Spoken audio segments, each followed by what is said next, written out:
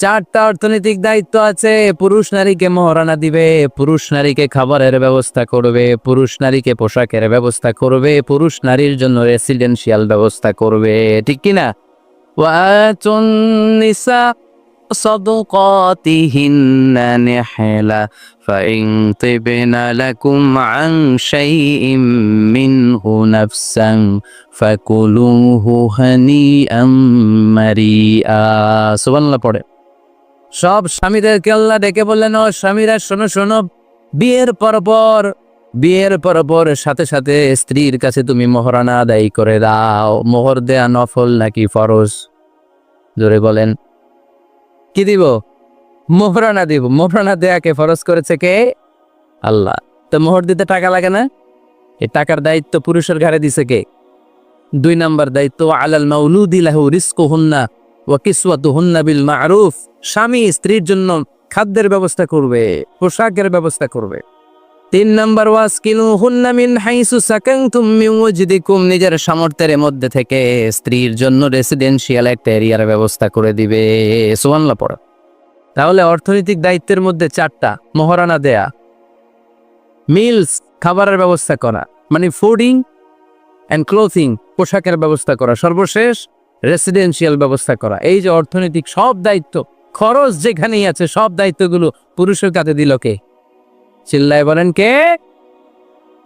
আল্লাহর জান্নাত পাওয়ার ক্ষেত্রে একে অপরের সহযোগী। আপনি একা জান্নাতে যাবেন, ভাবি জাহান্নামে, এটা আপনি চান? ভাবি একা জান্নাতে যাবে, আপনি যাবেন না, এটা ভাবি চায়?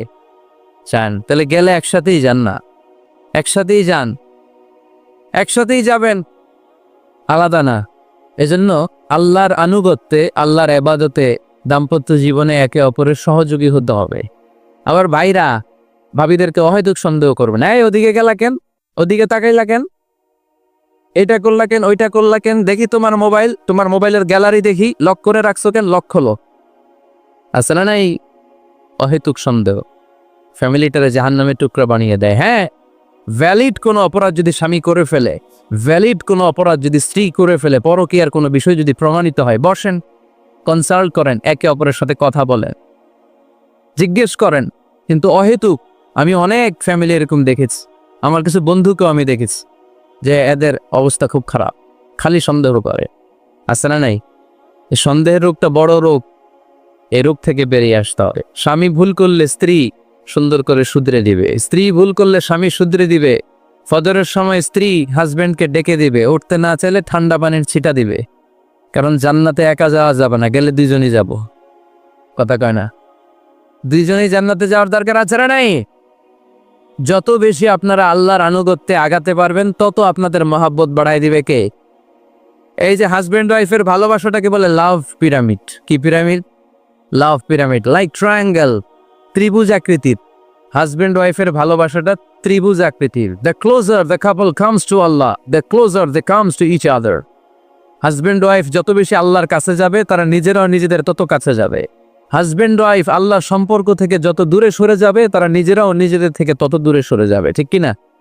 ত্রিভুজ চিনেন আপনারা? ত্রিভুজের কয় কোণা? হ্যাঁ, 3 কোণা। এই যে এরকম লাভ পিরামিড, 3 কোণা। এই উপরের কোণায় আল্লাহর অবস্থান, আর এই কোণায় স্বামী, এই কোণায় স্ত্রী। তো তারা আল্লাহর দিকে যত যাবে, নিজেরাও তত কাছে যাবে। আর তারা আল্লাহর সম্পর্ক থেকে যত দূরে চলে যাবে, নিজেদের মধ্যে দূরত্ব বাড়তে থাকবে, ঠিক কিনা? পিরামিডটা বুঝতে পারছেন? ত্রিভুজ আকৃতির সম্পর্কটা লাভ পিরামিড এরকম 3 কোণা। উপরের কোণায় থাকে আল্লাহ, এদিকে স্বামী, এদিকে স্ত্রী। তারা যদি আল্লাহর কাছে উভয়ে যেতে চায়, উভয়ে কাছাকাছি আসতেছে না? কথা বলেন না কেন? আর আল্লাহর আনুগত্যে ইবাদত থেকে দুইজন যদি দূরে সরে যায়, তাহলে দুজনের দূরত্ব বাড়িয়ে দেয় কে? এজন্য স্বামী হবে স্ত্রীর সহযোগী, সহকর্মী। নামাজের সময় একে অপরকে ডেকে দিবেন, মোবাইলে অ্যালার্ম দিয়ে রাখবেন। স্বামী স্ত্রীরে ডাকেন, স্ত্রী স্বামীরে ডাকেন। স্বামী স্ত্রীকে কোরআন তেলাওয়াত শোনাবেন, স্ত্রী স্বামীরে কোরআন তেলাওয়াত শোনাবেন। ফ্যামিলিটারে জান্নাতি ফ্যামিলি বানায় দিবে কে? আল্লাহ বললেন স্বামী হলো তার স্ত্রীর ইনচার্জ, প্রোটেক্টর। স্ত্রীকে সুরক্ষা দিবে, স্ত্রীকে টেক কেয়ার করবে, স্ত্রীর দায়িত্বে থাকবে। এই দাম্পত্য জীবনের দুইজনের সংসারকে, সংসারের মধ্যে স্বামীকে দায়িত্বশীল বানিয়েছে কে? পুরুষ দায়িত্বশীল, পুরুষ কখনো নারীর ক্ষতি করে না, সুপুরুষ নারীর ক্ষতি করে না, ঠিক কিনা? গোটা পুরুষ সমাজ নারী সমাজের সুরক্ষা দিবে। যেগুলো নারীকে একান্তে পেলে রেপ করে, যে ঢাকা বিশ্ববিদ্যালয়ে একটা রেপের ঘটনা ঘটছে না, যে এই বেয়াদবটা এই কাজ করেছে, এটা কি পুরুষ না কুপুরুষ? এটা কি সুপুরুষ না কুপুরুষ? সুপুরুষ নারীর প্রোটেকশন দেয়, নারীর টেক কেয়ার করে, তার ইনচার্জ, তার দায়িত্বশীল। একজন ঝগড়া শুরু করলে আরেকজন চুপ থাকতে হবে। দুইজনই ঝগড়া করলে, দুইজন রেগে গেলে ঝামেলা আসরা নাই। স্বামী রেগে গেলে স্ত্রী চুপ। এজন্য ঝগড়া করতে দেয়া যাবে না, কারণ এই ঝগড়া, সামান্য ঝগড়া থেকে এই ঝগড়া বাড়তে বাড়তে এটা বিচ্ছেদের দিকে গড়ায়। সহিহ মুসলিমে এসেছে, ইন্না ইবলিসা ইয়াদাউ আরশাহু আলাল মা। ইবলিস শয়তান তার সিংহাসন গেড়েছে সাগরের উপর। কোথায়?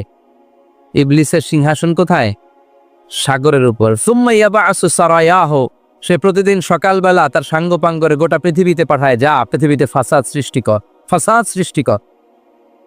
ইবলিস যখন সাঙ্গপাঙ্গদেরকে গোটা পৃথিবীতে ছড়িয়ে দেয়, সারাদিন ধোকা দেওয়ার পরে, ওয়াসওয়াসা দেওয়ার পরে, রাত্রিবেলা ইবলিসের কাছে ফিরে আসে, এসে বলে, ও ইবলিস, আমি আজকে আল্লাহর বান্দাদেরকে দিয়ে মিথ্যা কথা বলিয়েছি। ইবলিস বলে, এটা তো কোনো ব্যাপারই না, এগুলোই তো তোদের কাজ। আরেক শয়তান বলে, আমি ওজনে কম দিয়েছি একজনের মাধ্যমে বাজারে। ইবলিস বলে, এটাও তেমন বড় কোনো কাজ নয়। আরেকজন বলে, আমি সুদের ডিলিংস করিয়েছি। ইবলিস বলে, এটাও কোনো কাজ নয়। আরেক শয়তান বলে, আমি মদের আড্ডাখানায় নিয়ে মসজিদে যেতে নিয়েছিল, সেখান থেকে সরিয়ে মদের আড্ডাখানায় আল্লাহর বান্দাদেরকে নিয়েছি। ইবলিস বলে, এইটাও তেমন বড় কোনো কাজ নয়। আরেক শয়তান এসে বলে, মা তারাকতুহু হাত্তা ফাররাকতু বাইনাহু ওয়া বাইনা ইমরাআতিহি, আমি এক আল্লাহর বান্দার সাথে বান্দির ঝগড়া লাগিয়ে, ঝগড়া করাতে করাতে তালাক পর্যন্ত নিয়ে গিয়েছি। মা তারাকতুহু হাত্তা ফাররাকতু বাইনাহু ওয়া বাইনা ইমরাআতিহি, আমি এক ইমানদার পরিবারকে ধ্বংসের শেষ প্রান্তে নিয়ে গিয়েছি। সামান্য ঝগড়ার পরে আমি ওয়াসওয়াসা দিতে দিতে ঝগড়া বাড়াতে বাড়াতে তালাক পর্যন্ত নিয়েছি। ইবলিস বলে, শাবাশ, তুই তো কাজের মতো কাজ করেছিস, আমার কাছে আয়, আমার কাঁধে ওঠ। ইবলিস তখন ওই শয়তানকে কাঁধে নিয়ে নাচতে শুরু করে। নাউজুবিল্লাহ পড়বেন না? এজন্য ইমানদারদের সংসার ভেঙে খান খান হোক, এটা হলে ইবলিস খুশি, আর ইমানদারের পরিবার টিকে থাকলে আমার আল্লাহ খুশি। আমরা কার খুশি চাই? এজন্য শয়তানরে খুশি হতে দেয়া যাবে না। ইমানদারদের পরিবারগুলো ঝগড়ার মাধ্যমে ভেঙে যাক, সব সময় শয়তানের মিশন এটা। আর ইমানদারদের পরিবারগুলো টিকে থাক, এটা আমার আল্লাহ সব সময় চায়। সুবহানাল্লাহ পড়ে। ঝগড়া কিন্তু নবী রাসূলদের পরিবারেও ছিল, আল্লাহ রাসূল সাল্লাল্লাহু আলাইহি ওয়াসাল্লামের পরিবারেও ঝগড়া ছিল। এটা স্বাভাবিক, দাম্পত্য জীবনের খুব সিম্পল ইস্যু। একজন রাগ করলে আরেকজন থেমে যাবে। পারবেন? কি হলো, পারবেন না? আল্লাহর হাবিব সাল্লাল্লাহু আলাইহি ওয়াসাল্লামের সাথে আম্মা জান আয়েশার ঝগড়া হতো। মজার একটা হাদিস শুনেন, সহিহ বুখারী হাদিস, মুসনাদ আহমদ ইবনে হাম্বলও এসেছে এই হাদিসটা। আম্মা জান আয়েশার সাথে ঝগড়ার পর আম্মা জান আয়েশাও রাগ, আল্লাহ রাসূল সাল্লাল্লাহু আলাইহি ওয়াসাল্লামও রাগ। এখন রাগ মেটানোর দরকার আছে না নাই? আল্লাহ রাসূল সাল্লাল্লাহু আলাইহি ওয়াসাল্লাম বললেন, আয়েশা চলো মিটমাট করে ফেলি। সুবহানাল্লাহ কইবেন না? চলো মিটমাট করি। তো কারে ডাকবো মিটমাটার জন্য? ওমর রে ডাকি। আম্মা জান আয়েশা বলে, না, ওমর হলিফ, ওমর খুব মেজাজ ওয়ালা, আমার টল লাগে। তোমার আব্বারে ডাকি। আব্বারে ডাকেন, আব্বারে ডাকেন। খুশি হয়ে গেছেন আম্মা জান আয়েশা রাদিয়াল্লাহু। আবু বকর রাদিয়াল্লাহু চলে আসলেন, দাঁড়ালেন। এবার বিষ্ণু সাল্লাল্লাহু আলাইহি ওয়াসাল্লাম বললেন, তাতাকাল্লিমিন আও আতাকাল্লাম, কি ঘটছে আমাদের মাঝে, তুমি বলবা না আমি বলবো?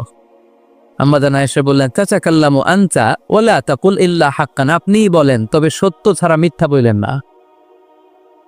আবু বকর রাদিয়াল্লাহু তাআলা আনহু শুনে রেগে গেলেন, কি এ কেমন কথা তোমার?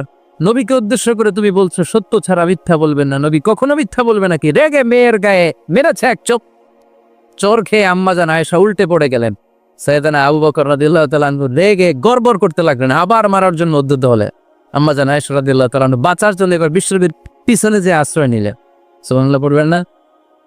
বিশ্বনবী সাইয়েদানা আবু বকরের সামনে দুই হাত মেলে ভেবে দাঁড়িয়ে গেলেন। আল্লাহর হাবিব যখন আম্মা জান আয়েশাকে বাঁচানোর জন্য দুই হাত উঁচু করে দাঁড়িয়ে গেলেন, সাইয়েদানা আবু বকর থেমে গেলেন।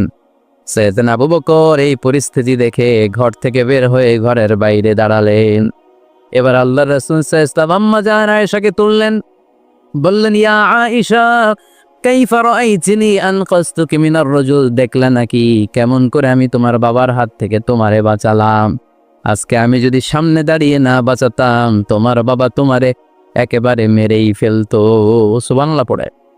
দেখছো আয়েশা, আমি বাঁচাইলাম তোমারে, আমার সাথে ঝগড়া করো, আমি বাঁচাইলাম। এই কথা শুনে আম্মা জান আয়েশা রাদিয়াল্লাহু তাআলা লজ্জায় পড়ে হেসে দিলে। সুবহানাল্লাহ পড়বেন না? লজ্জায় হেসে দিলেন। বিশ্বনবী সাল্লাল্লাহু আলাইহি ওয়াসাল্লাম এবার হেসে দিল। দুইজনের হাসাহাসি শুনে বাইরে থেকে আবু বকর রাদিয়াল্লাহু তাআলা আনহু হাসির আওয়াজ শুনে অবাক, কি রে এতক্ষণ যুদ্ধ, এখন আবার হাসি কেন? হাসে দেখার জন্য সাইয়েদনা আবু বকর রাদিয়াল্লাহু তাআলা আনহু ঘরের ভেতরে ঢুকলেন। ঢুকে দেখেন আম্মা জান আয়েশাও হাসে, বিশ্বনবীও হাসে, সাইয়েদনা আবু বকর হেসে দিলেন। আরশের উপর থেকে খুশি হয়ে গেলেন কে?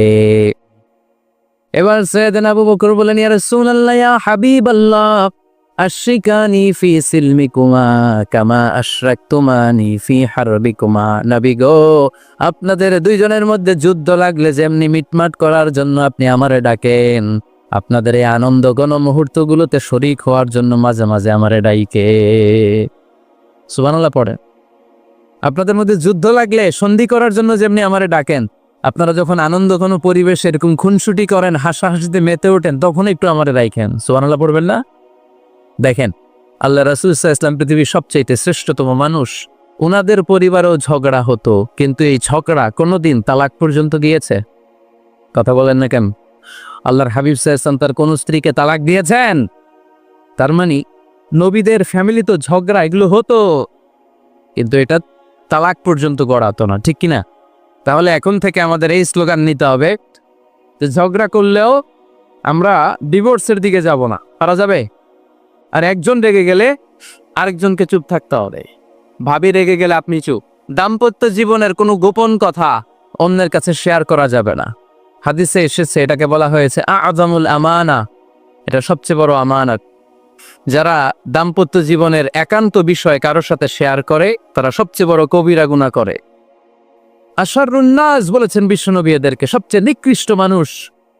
ইয়াউমাল কিয়ামাতি মনজিলাতান, আল্লাহর কাছে কিয়ামতের দিন সবচাইতে নিকৃষ্ট হয়ে দাঁড়াবে ওই দম্পতি, ওই নারী কিংবা ওই পুরুষ। তুফদি ইলা যাওজিহি ওয়া ইউফদি ইলা যাওজিহা সুম্মা